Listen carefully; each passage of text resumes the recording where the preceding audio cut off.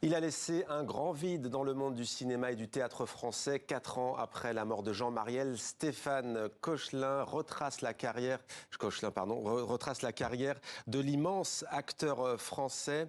Secret de tournage, anecdotes et témoignages. Bienvenue à vous, Stéphane Cochelin. Vous êtes donc l'auteur de ce livre, Jean-Pierre Mariel, le livre qui montre la voie. C'est aux éditions Hugo Images. D'abord, peut-être, vous avez déjà consacré une biographie. Oui. Très riche, cette fois c'est très illustré, il y a des anecdotes, il y a franchement peut-être des choses qu'on n'a jamais entendues sur Jean-Pierre Mariel et peut-être sur toute une époque que ça représentait, toute la deuxième moitié du XXe siècle, disons-le, cinéma, théâtre, littérature. Qu'est-ce qui vous fascine chez cet acteur ? Ce qui me fascine, c'est que c'était dans la grande bande du conservatoire que nous aimons tant, Belmondo, Rochefort, ouais. Il est le plus drôle et peut-être le plus complet. C'est-à-dire que c'est un acteur qui est capable de jouer de la tragédie, il peut jouer le roi Lear de Shakespeare, et en même temps faire des galéjades, des plaisanteries, et jouer des comédies assez légères et assez truculentes, assez paillardes. Et donc il me fascinait, et en plus c'est un grand acteur de théâtre. C'est-à-dire que ce que je révèle aussi, ce que le public ignore, c'est le grand comédien de théâtre qu'il est, qui a popularisé le théâtre anglais dans les années 60, il a joué Ionesco, Beckett, James Saunders, à peu près tous les grands noms du théâtre, tout en sacrifiant aussi un peu au théâtre de boulevard. Donc il est vraiment très complet. Un artiste et un acteur très complet, cinéma, théâtre, pourtant devenu comédien presque par accident. Par accident, parce que en fait, quand il monte sur scène dans son lycée, dans son pensionnat de Dijon, il veut pas. C'est une pièce de Tchekhov, le mariage malgré lui, une pièce comme ça, ce qui est d'ailleurs assez amusant parce qu'il va se marier quand même 4 fois. Et donc, il ne veut pas. Et puis finalement, il monte sur scène parce que personne ne veut. Et là, son professeur lui dit mais vous devriez faire du théâtre. Il dit non, lui, il voudrait être prof de français, faire Cannes, Hippocagne, faire des études sérieuses. Ouais. Et puis finalement, il réfléchit. Et là, il décide de s'inscrire au conservatoire. Un petit passage, une voix de bronze. Quand il entre au conservatoire, Jean-Pierre Mariel entend les metteurs en scène se moquer de tel ou tel comédien.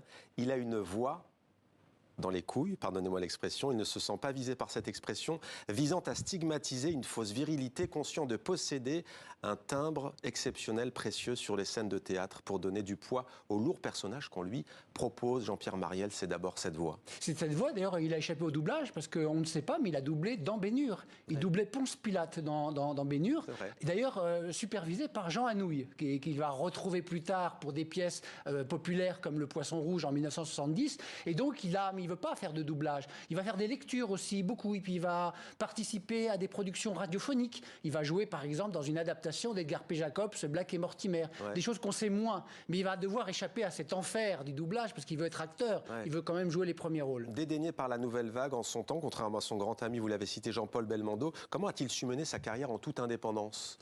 Eh ben, il a essayé d'abord, il voulait pas faire de cinéma. C'est ce qu'il a toujours dit. Lui, ce qui l'intéressait, c'est le théâtre. Alors peut-être c'est de la coquetterie parce que le cinéma le boudait un peu. Ouais. Et en fait, quand... Il y avait toujours cette défiance. Oui, cette défense. Et quand Belmondo, en 60, explose avec À bout de souffle, il appelle ses copains. Donc, grâce à Belmondo, il commence à trouver quelques petits rôles dans les années 60. Peau de banane de Marcel Ophuls, quelques petits rôles comme ça, par-ci, par-là. Et la révélation ?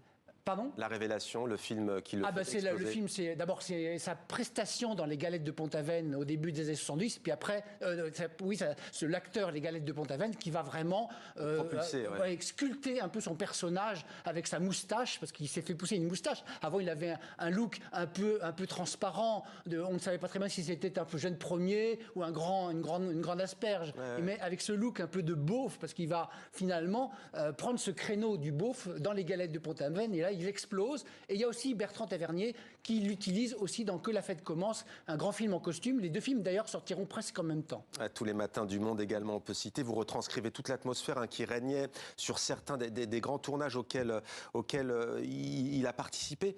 Il y en a un notamment où il dit « Fous-lui la paix ». Ça, c'est ce que Mariel dit à Sautet, qui a houspillé une fois de plus Vincent Lindon. Le réalisateur interloqué lui répond « Tu contestes mon autorité ». « Non, mais fous-lui la paix », insiste Mariel. « T'arrives à rien avec ce garçon. » Il harcèle, il continue, et Soulet finit par se calmer, et l'affaire en reste là. Quel homme était-il ? Alors, c'est dans Quelques jours avec moi, effectivement, il défendait les jeunes acteurs. C'était un homme atrabilaire, avec un tempérament volcanique. Il voulait pas, d'ailleurs, il ne supportait pas qu'on le dirige. Il disait, la seule direction qu'on peut donner à un acteur, c'est la direction du studio. Et donc, il voulait pas. Donc, Claude Sautet amateur de jazz, c'est peut-être le seul point commun qu'il avait, le grand point commun qu'il avait avec lui. Effectivement, il était un personnage très volcanique et il s'est opposé plusieurs fois. Il trouvait que Sautet se comportait très mal avec les jeunes acteurs comme Vincent Lindon qui débutaient à ce moment-là. Et donc il les défendait. Il était un peu le syndicaliste, un peu des jeunes acteurs. Ça, le rebelle. Voilà, il détestait l'injustice. Il détestait l'injustice. Épicurien, inattendu, excessif aussi. C'est l'homme que l'on découvre. Il a joué à la perfection le rôle du mâle alpha, on peut dire français, mais beaucoup d'actrices aussi disaient qu'en fait il était très doux, très respectueux. Je parle sous votre contrôle. Est-ce qu'aujourd'hui on peut encore faire des rôles à la Jean-Pierre Marielle quand on connaît toutes les polémiques qui existent aujourd'hui, notamment autour du festival Moi de Cannes? Je pense, mais on a oublié que quand Jean-Pierre Marielle sortait Calmos, par exemple, ça fait un scandale. C'est-à-dire qu'il y avait eu des lettres, il ne pouvait plus sortir pendant... Je crois que Bertrand Blier s'est fait traiter de nazi. Donc on ne pouvait plus... Jean-Pierre Marielle, il s'en fichait? Oui, non, il s'en fichait complètement, oui, il s'en fichait complètement. Mais c'est vrai qu'à l'époque, les rôles qu'il avait étaient d'ailleurs, je me souviens de On aura tout vu, qui avait été présenté au dossier de l'écran, qui est une sorte de satire du monde du porno. Et ben, le présentateur avait pris toutes les précautions pour dire, attention, oui, ça peut choquer certaines personnes, éteignez votre télé. Donc nous avons choisi ce film parce qu'il est léger, parce qu'il il se moque un peu, mais il est inoffensif. Vous voyez, il y avait quand même un certain puritanisme à l'époque. Il n'y a pas de Jean-Pierre Marielle aujourd'hui, selon vous, en tout cas, est-ce qu'il manque? Oui, ça manque un peu.